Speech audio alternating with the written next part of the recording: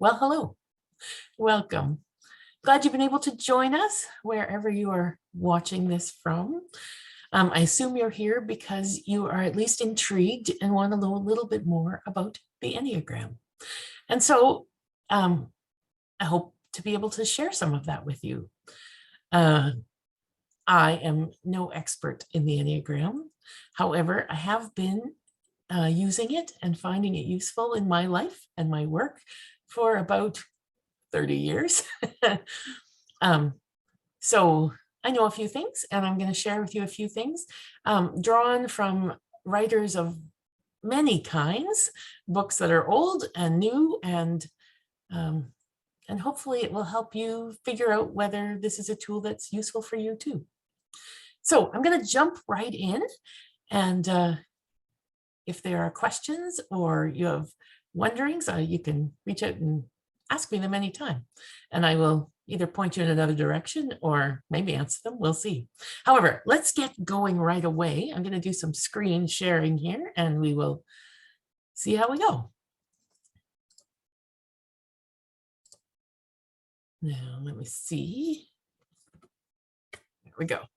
Okay, so the Enneagram, a tool for personal and spiritual growth. The Enneagram is that symbol that is right on your screen right now with lines, and you'll see in a few minutes that each of the places where those lines meet the outside circle, in this case, also corresponds to a number, and that relates to a personality type, a motivation, a way of seeing and interacting with the world. What is the Enneagram? Well, Ennea is Greek, and it means 9, and gram is just a Greek for picture, really. So the name itself doesn't really describe much about what we do with it. That's maybe because this picture is at least 2,500 years old, and has been used in many different ways through many different religious traditions. The way we use it currently today has a much more recent incarnation, shall we say. It started to become what it is today, maybe around 1900. The Greek Armenian spiritual teacher, George Gurdjieff, and then it started getting personality type numbers in the 1950s or so. And then as time has gone on, modern psychological knowledge, modern spiritual traditions, Christian authors in particular, are fairly recent, I would say, to the psychological stuff, sort of. Richard Rohr is one of the pioneers of that. Today, there are many, many books and resources. The most recent resources on the Enneagram that I have really enjoyed are ones by Suzanne Stabile. She has an Enneagram podcast, and with a lot of episodes where she talks to lots of people. There's lots of conversations about the Enneagram. So once you learn more about the Enneagram, and if you find it useful and you like podcasts, I might direct you in that direction. Oh, look, I've got on the screen here some of my favorites of the many, many, many books and resources that are out there. The Essential Enneagram by Daniels and Price is just a tiny little book, but as you will learn later, I'm a 3 on the Enneagram, so I really like efficiency. And I really love the efficiency. This tiny little book has so much in it. And every time I think I learned something new that I didn't think I knew about Enneagram before, I go back and, oh, look, it's in that book. The Wisdom of the Enneagram by Riso and Hudson is kind of the encyclopedia of the Enneagram for me. It's comprehensive. It's thick. I have it somewhere in this office. If you are new to the Enneagram and you want a book that can kind of head you through the numbers, The Road Back to You by Ian Cron and Suzanne Stabile is probably the best starting place. It's written in a very engaging style. It's very accessible, and it's really helpful. Suzanne Stabile, as I said, has done lots of writing and lots of work around the Enneagram. beyond the road back to you, she has the path between us and the journey towards wholeness. And much of what you see on the screen today and what I talk about today draws from these particular resources, but also other places and many other books and things. And so hopefully you'll find that helpful. So here on your screen now, you see the Enneagram with the numbers attached. And you can see how they go around the circle, kind of like a clock. And you see that the numbers are actually connected to two other numbers on the Enneagram. And we will talk about that more later. But there are relationships between the numbers, and we'll just start by trying to figure out who you are. I can't remember if I have a good screen that's next. Oh, yes, I do have a good screen that's next, because there's things before we get into the numbers and exactly what these numbers mean. I have some things to say about how you use the Enneagram. I want to say, A, don't use it prescriptively. So that means don't use it by saying, oh, I'm a 7, so this is how I'm supposed to act. No. That's not what the Enneagram is for. The Enneagram indeed is to help you gain self-knowledge, for sure, and to help you understand what leads you to the actions that you do, and to help you in your relationships with other people. But it's not a trap. And it's not something that just because, 5s act this way in general means that that's how you will live out being a 5. Not at all. And that's also why you don't type other people. One of the things about the Enneagram is that what makes you one of the numbers is stuff that is mostly invisible. So you can't see it from the outside. It's not about behaviors. It's about motivations. It's about what's underneath. And so people can do the same thing, but for a lot of different reasons. So an 8 and a 7 and a 3 might do exactly the same thing, but they're doing it for different reasons. And so you might assume that someone is an 8 when they're actually a 7 or a 3. And so it's not helpful if you're trying to figure out what you are to have people tell you what you are, especially when they're wrong. So just don't do it. Figure out what you are and work with what you are, and then see how it works. And as I said, don't let it limit you, but let it free you. So let it help you understand more about who you are. But don't think that just because you're a 4, you have to behave in a particular way, or you're not allowed to do things that, other numbers find easy. No way. The last one I have written there is don't lie. Some of you are like, what? Why would we lie? You wouldn't. But sometimes the thing that happens with Enneagram is that it uncovers some of those things that are vulnerable, that are difficult. They kind of get close to some of the things we try to hide. And so it is not something that's always easy to dig into and get at. And so we might be tempted not to go there. But the Enneagram will not be useful to you ever if you aren't as honest as you can be with yourself about what's going on inside when you make a decision, when you react. If you can be as honest as you can be, I think you might discover that it's useful to you. So enough of that. Let's move on to the content and you'll see what you think. You have on the screen here now the 9 basic types. We'll just zip around the circle to give you a sense of them. You'll note that on this screen, they each have a name. Those names are not the universal names. And when we go through the types individually, I'll say more about that. But there's so many ways to be each of those numbers that it's not surprising that lots of them have different kinds of names. And so don't be too put off or by a name if it doesn't feel like, if everything about the 7th feels like it's right for you, but the enthusiast as a name doesn't work for you, well, don't let that stop you. because it's not about the name. It's not even about the number. Don't worry about if the number is appealing to you or not. Just live with it for a bit and see what you think. So let's just take a quick trip around the circle, shall we? Now, we could start anywhere on the circle, but for the ones in the group who like a sense of order, let's start with 1.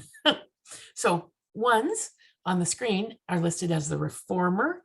Sometimes you hear them referred to more as the perfectionist. Why don't I share with you the brief description of each type that Ian Cron and Suzanne Stabile have in their Road Back to You. That'll give you just a quick sense before we kind of break it down a little bit more. So, number 1, the reformer, or as Cron and Stabile call it, the perfectionist. Ethical, dedicated, reliable. They are motivated by a desire to live the right way, to improve the world, and avoid fault and blame. Type 2 is called the helper. I just went on this whole thing about names, and the truth is, I don't know that I've heard 2s called anything but the helper, although we'll dig into that a little bit later too. But 2s kind of often see themselves when they hear the name the helper. They're warm, they're caring, they're giving, they're motivated by a need to be loved and needed, and avoid acknowledging their own needs. Type 3 on the screen is called the achiever. You might hear it called the performer. Success-oriented, image-conscious, and wired for productivity. They're motivated by the need to be, or appear to be at least, successful and to avoid failure. Type 4, called the individualist on this screen, also called the romantic, creative, sensitive, and moody. They're motivated by a need to be understood, experience their oversized feelings, and avoid being ordinary. Type 5 is the investigator. They're analytical, detached, private. They're motivated by a need to gain knowledge, conserve energy, and avoid relying on others. Type 6 is the loyalist. They're committed, practical, witty. They're worst case scenario thinkers who are motivated by fear and the need for security. Type 7, the enthusiast. Fun, spontaneous, adventurous. They're motivated by a need to be happy, to plan stimulating experiences and avoid pain. Type 8 is called the challenger here. Commanding, intense, confrontational. They are motivated by a need to be strong and avoid feeling weak or vulnerable. Type 9 is the peacemaker. Pleasant, laid back, accommodating. They are motivated by the need to keep the peace, to merge with others and avoid conflict. So that's a quick trip around the Enneagram.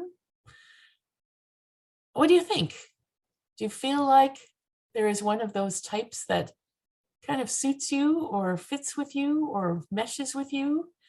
Maybe there are a few of those that you're wondering about, but there are a few that you can say, wow, I don't know what I am, but I know I'm not that.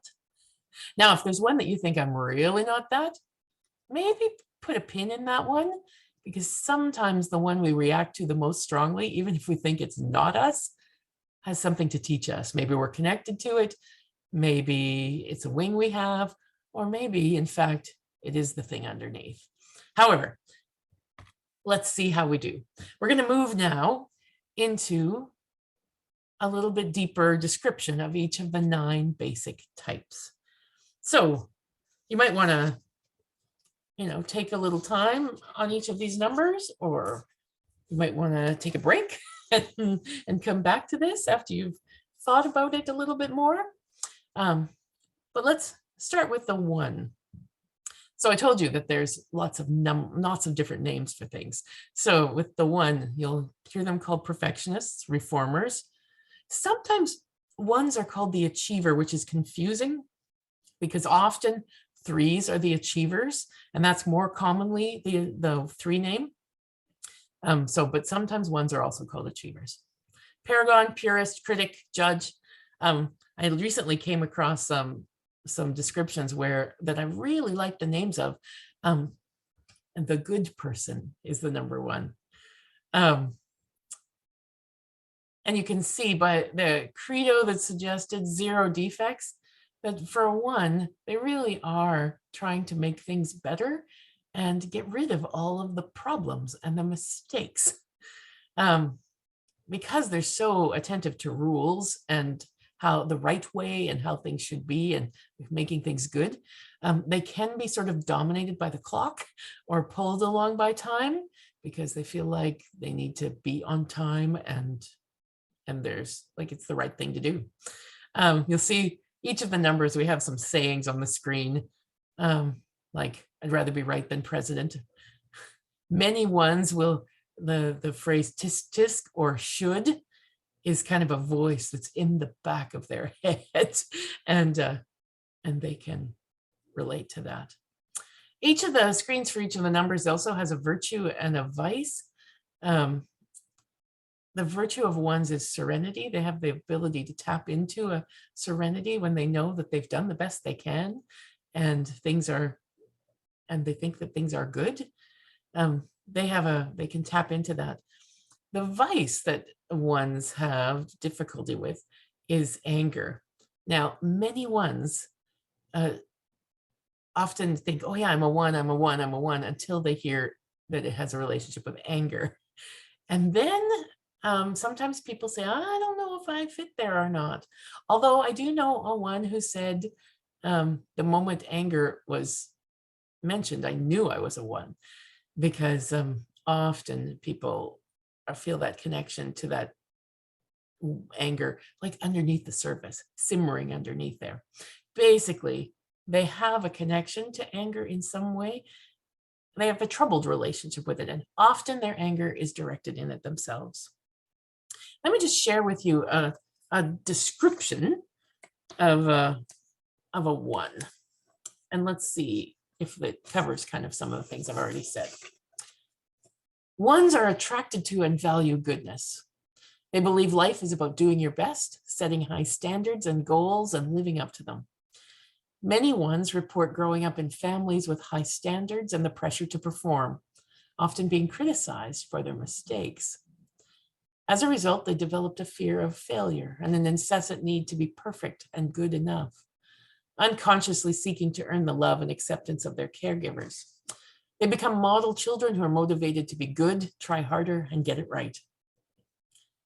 As adults, 1s are sometimes described as obsessive, compulsive, always trying to be perfect and make things better. There's always room for improvement with a 1. They're critical towards others' mistakes and especially critical towards their own. Their drive for perfection often leads them to reform what is broken and can be a blessing, but it can also be a burden, leading to a deep sense of anger and guilt. Here's some ways that 1s have said they want to think of themselves. So if you're a 1, let's see if this fits with you. I want to think of myself as reasonable, moderate, good, sensible, prudent, rational, moral, objective. I can lead through integrity and reason, or I can be hindered by perfectionism and resentment.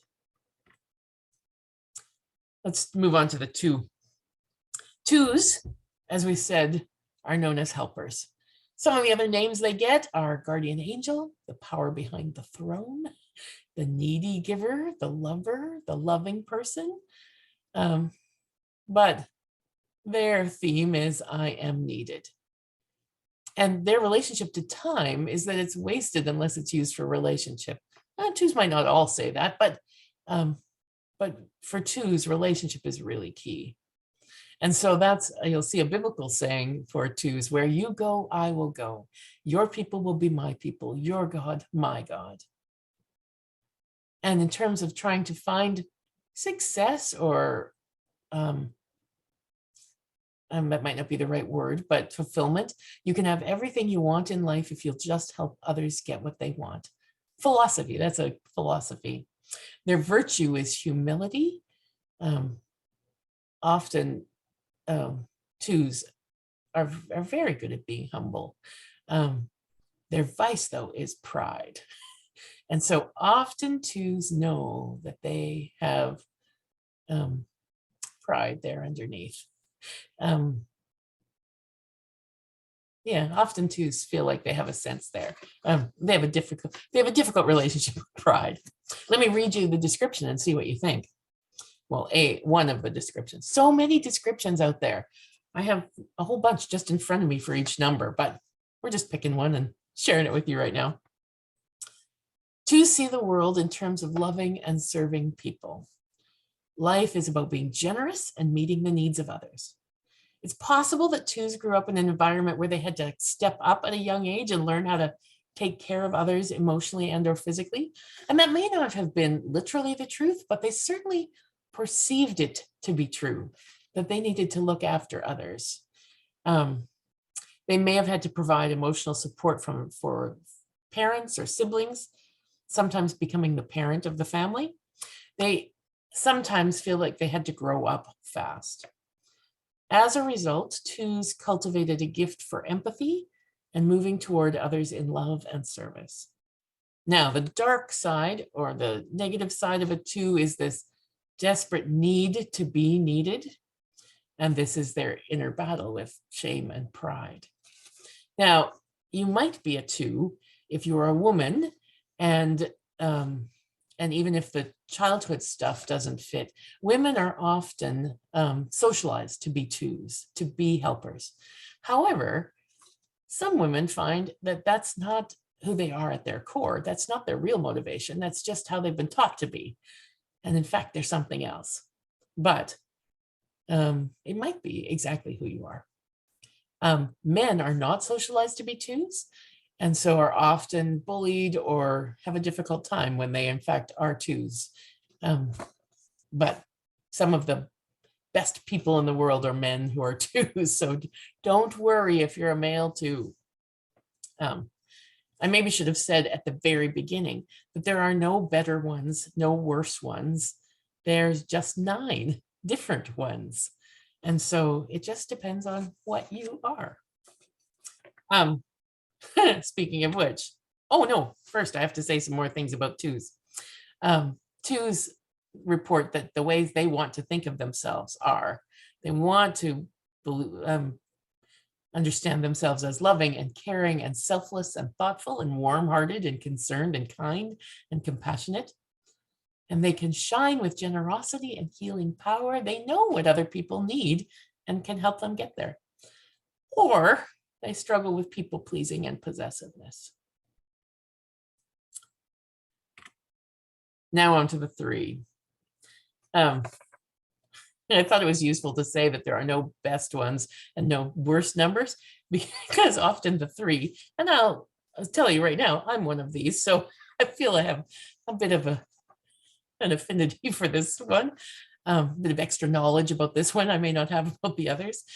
3s are often looking for the best number to be. Certainly I was when I was first learning about the Enneagram. I was trying to figure out which would be the best one, and then I was going to be that one, of course. 3s are known as succeeders, achievers, performers, motivators, producers, managers, marketers. We have so many names. The effective person. I loved this name, the effective person, because I would love to be thought of as effective. In terms of a saying, just do it. I can relate to that. A relationship to time. Time is money, or an opportunity for doing or getting something done. And the sayings are be the best you can be, fake it until you make it. Winning isn't everything, it's the only thing. 3s have the virtue of honesty, which is interesting because their vice is hypocrisy.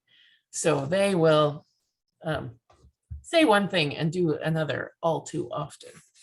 They will show one thing and be something different behind there. Let me read to you the description I have in front of me.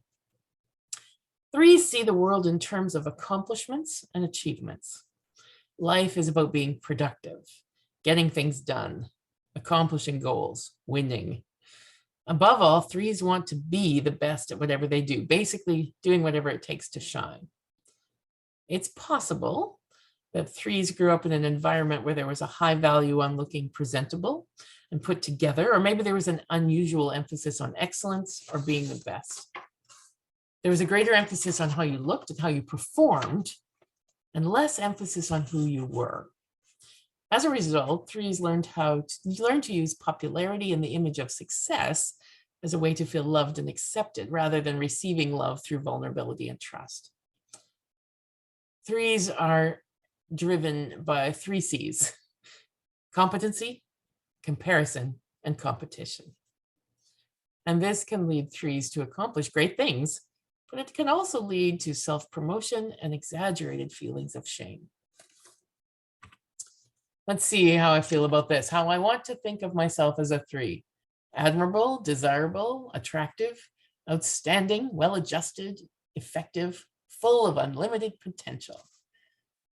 Can become an inspiring example of excellence and authenticity, or blindly pursue success and status. All right. Moving on to the 4. The 4 is, the 4s often resist the Enneagram in general, because as you'll see by the names, the individualist, the connoisseur, the romantic, the artist, the auteur, the tastemaker, the creator, the original person. 4s are very aware of their authenticity and their specialness. And so being lumped in with a bunch of other people does not really suit a 4 all that well. But the saying is, beauty is truth, truth, beauty. That's all you need, all you know on earth, and all you need to know. And time is measured by its emotional intensity, the feelings of it. The saying that's listed here, I could have been a contender, is related more to their vice of envy, I think, although it's hard to know. Their virtue is equanimity. And I put a little definition because I often have trouble describing equanimity. Stability or composure arising from a deep awareness and acceptance of the present moment. That's equanimity. And 4s are really good at that. They're very good at accepting how things are, and then emotionally responding to that. But they often feel misunderstood, and they often think that other people have it easier or other people have it better, hence their vice is envy. Let me read to you this description and see how it fits. 4s are sometimes called the romantics of the Enneagram.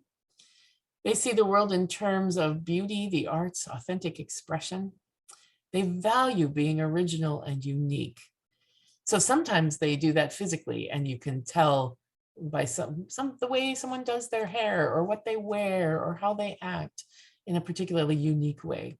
Other 4s find their uniqueness in different ways and don't show it visibly. 4s are always aware of their emotional states, I think. This thing says, this does not always mean that they have musical instruments, microphones, or paintbrushes in hand, but they often do. They often express their feelings in dance, music, painting, acting, literature. 4s often feel like they are artists in one kind or another. I don't know if feel like is the right word. 4s often know that they are artists of one kind or another. Some 4s grow up with a sense of describing a sense of loss, and with this sense that there's something always missing. There might have been some form of abandonment or neglect, emotional or physical, from their childhood, or loss of someone really important to them. They may have interpreted their experience to mean that something was wrong with them, that they weren't wanted or weren't special enough to be noticed. And so to compensate, 4s learn to present themselves as unique and extra special so that others would notice them and affirm their worth. I know one 4 who is a twin, and I've often wondered whether, the fact that they were treated as often as one entity led that one of them to think, no, I'm my own person. I'm unique, I'm special. Here's some ways that fours report they often want to think of themselves: as sensitive, as different, as unique, as self-aware, as gentle, as intuitive, as quiet, as deep and honest with themselves. That's probably a contrast from threes, who are not so honest with themselves. They can model creativity and intuitive power, or be held back by moodiness and self-consciousness. Fours can wallow. I think all fours would say that they have the ability to wallow.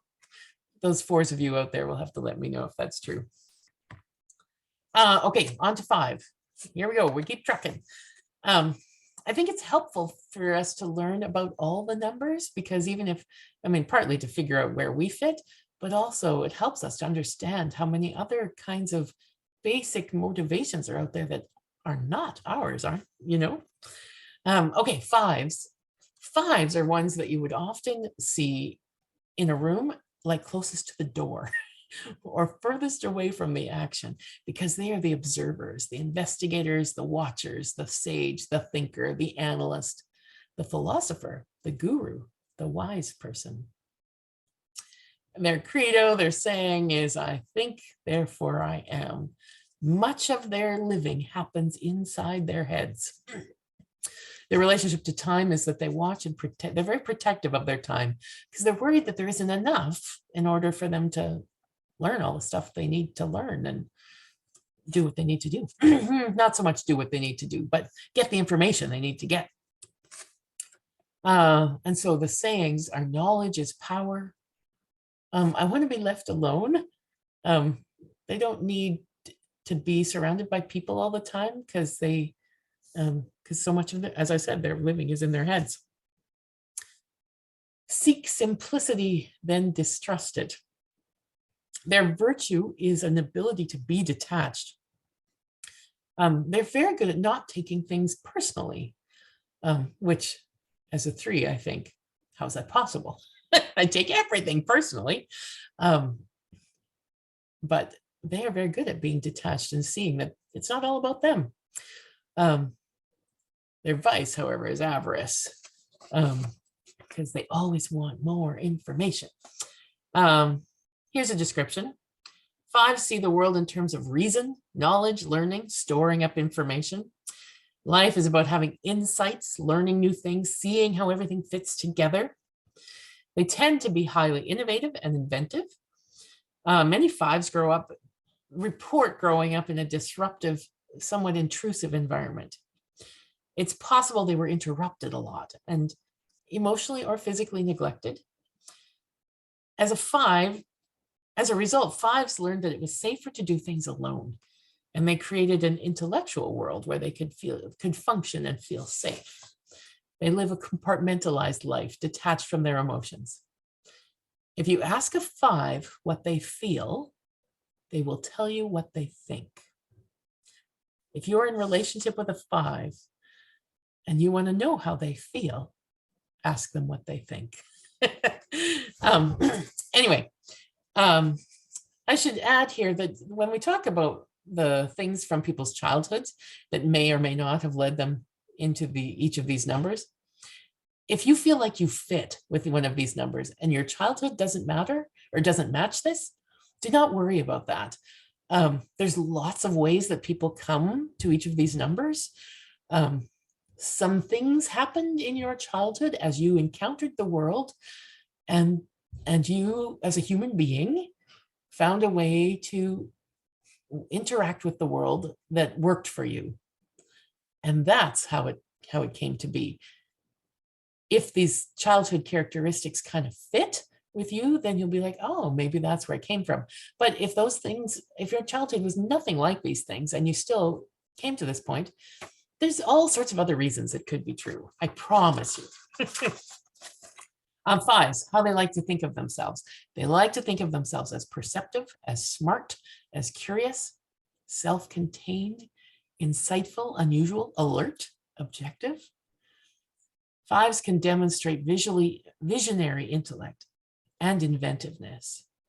I think of the 5s I know, and I think they are mostly brilliant. but they can also become increasingly eccentric and isolated. Let's go on to the 6. Some of my favorite people are 6s. Of course, some of my favorite people are also 2s and 1s and 9s and 8s. And I probably have a favorite person who's one of each of these numbers. Anyway, 6s, known mostly as the loyalist. That's probably the most common name. Sometimes the guardian, the troubleshooter, the pessimist, the devil's advocate, the faithful skeptic, the true believer, the loyal person. Their saying is be prepared. Their relationship with time is that it is boss. If you thought 1s followed the rules, 6s very much follow the rules, unless they get betrayed, and then maybe they don't. But some sayings are, let's be careful out there. It wouldn't be prudent. There are moments when everything goes well. Don't be frightened. They won't last. 6s are very, one of the ways I describe 6s is often that they understand themselves not so much for who they are individually, but who they are in connection to other people or other groups. So they're the people who define themselves as by their relationships, like I'm a parent, or I'm a sibling, or I'm a coworker, or I'm a friend. Like they're defined by their relationship, or even as a member of an institution, like a member of the military or something like that. They define themselves by the groups to which they are connected, rather than the 4s that are, individualists. As we said, they, I was talking to a 6 yesterday, and we talked about how they also are always afraid. And they might not use the word fear, but they'll use the word worry or anxiety. You'll see their vice is fear, and they're the ones who are most connected to fear around the Enneagram. They're always just a little bit afraid of the worst thing that could happen. They're very aware of the worst thing that could happen. Now, what's interesting is because of that and their relationship to fear, they are also some of the bravest people. They can be, when it's called for, they can be brave because because of their fear, they know what could happen. And so when they step out to do it anyway, they're very brave. Their virtue is courage. Let me read to you about them. 6s value being faithful, reliable, prepared, dutiful, responsible, conscientious. Above all, they value safety, security, and stability. Many 6s report growing up in unstable homes where the emotional atmosphere was up and down. It's possible that the authoritative figures in their lives didn't use their power in a way that made them feel safe. They might have been emotionally unreliable or overly protective or even abusive. But basically, they were inconsistent in their care, or maybe even just diverted and as a result, inconsistent. Or sometimes, as a result, 6s struggle to trust authority. And they learned they needed to try and win over the authoritative figures in their life in order to feel protected, or oppose them in order to protect themselves. So how 6s would like to think of themselves. They understand themselves to be reliable and dependable. They're trustworthy, they're likable, they're regular, they're careful, they're questioning, they have foresight. And as I said, they can exemplify courage and commitment. Or they can struggle with anxiety or rebelliousness. I remember I said if they get betrayed, sometimes they can struggle with saying, okay, fine, you're out. If you betray me, I'm done with you. And that's not a great thing to do either. So, it might be a good thing to do depending on your circumstance, right? Anyway, so that's some stuff about 6s. Moving on to the 7. 7s are so fun. 7s are the dreamers, the enthusiasts, the visionaries, the planners, the epicure, the optimist, the imaginer, the joyful person. Their saying is, let's take a flyer. Sure, we could do that. Yeah, maybe we could do that, because their relationship to time is that it is expandable. There is always time to do another thing. always time to do another thing. So they have some of my favorite sayings that we've been going back and forth on, like look on the sunny side, the bright side. I can't remember where I got this, I'm sorry, but it's funny. It's in one of my many books. A saying, deep down inside me, I'm 4 years old, and I wake up and think, out there's a cookie, and it can be baked or it's already bought. And so that means when you open up the cupboard and the cookie isn't there, I don't say, gee, there's no cookie. I say, I wonder where it is. Sevens are all about possibility. They are the ones who make a party a good time. Their virtue is sobriety, but their vice is gluttony, because if something's good, more must be better. And experiences and ideas or other kinds of things, if one was good, more is better. And that can be great until it's too much, right? This description says sevens are all about fun and joy and excitement. They're probably the most upbeat, extroverted, outgoing type on the Enneagram. They light up a room with their presence. There's a glow and a positive energy that emanates from them. Many sevens report carrying a deep childhood wound, which they try to avoid at all costs through the pursuit of new experiences or staying active or entertainment. Their strategy is to repress their traumatic experiences from childhood and paint their story in positive colors, even when the scenario was anything but beautiful. Appearing to be full of heart, sevens actually operate from the head. They carefully think through their lives so that every day will promise as much fun and as little pain as possible. Sevens are experts at avoiding pain. That is often their goal, is to avoid pain. Painful conversations, painful places, anything negative and bad. Let's just avoid that. That would be good. So they like to think of themselves as enthusiastic, free-spirited, spontaneous, cheerful, eager, outgoing, energetic, positive. They can become highly accomplished and spirited, or be waylaid by impulsiveness and impatience.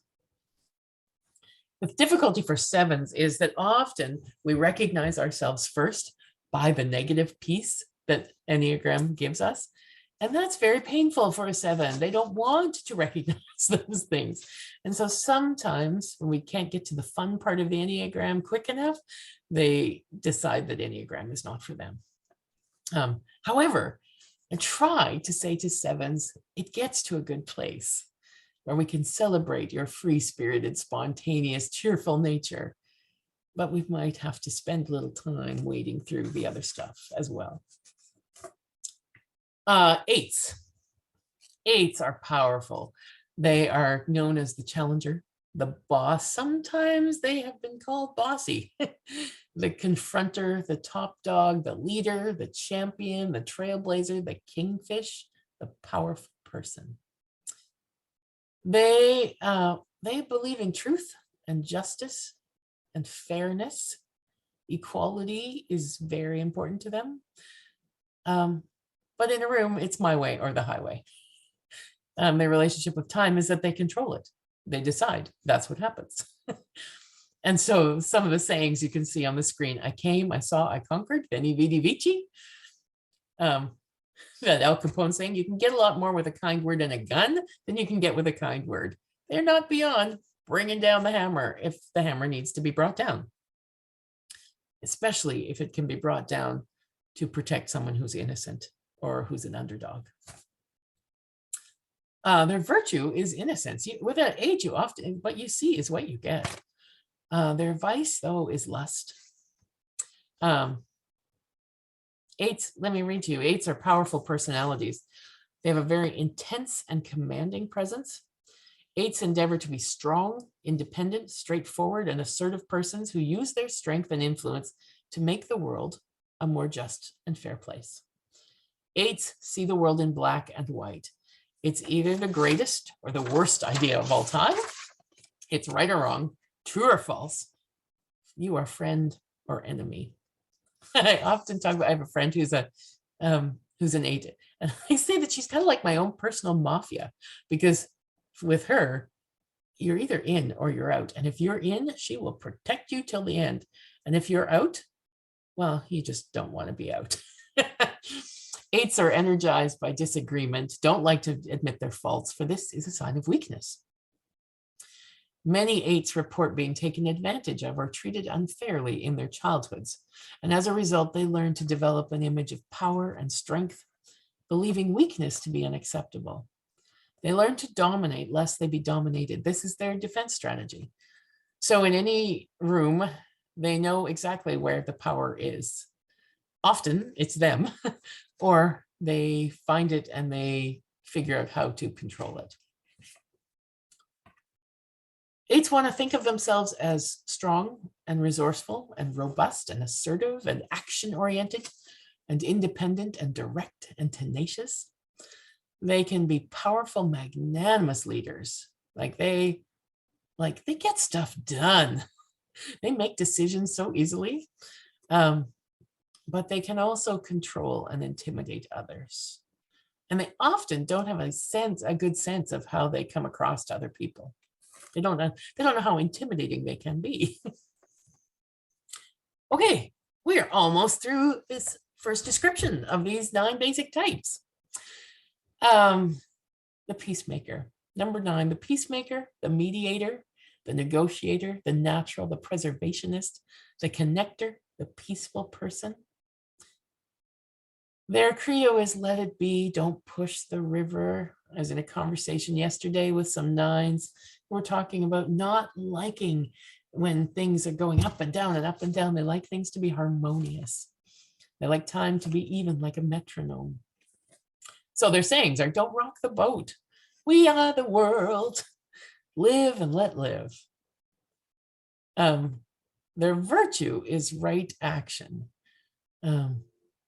Like when it's right, they do it.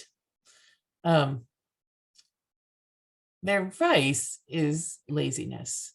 They can sit on the couch for a long time. Or more importantly, when things get difficult, they sometimes need to have a nap. Let's see what this description says. 9s value peace and harmony and unity and wholeness. For a 9, life is about bringing people together and being at peace personally and interpersonally. 9s tend to go with the flow, want to avoid rocking the boat. Have I already said that? Yes.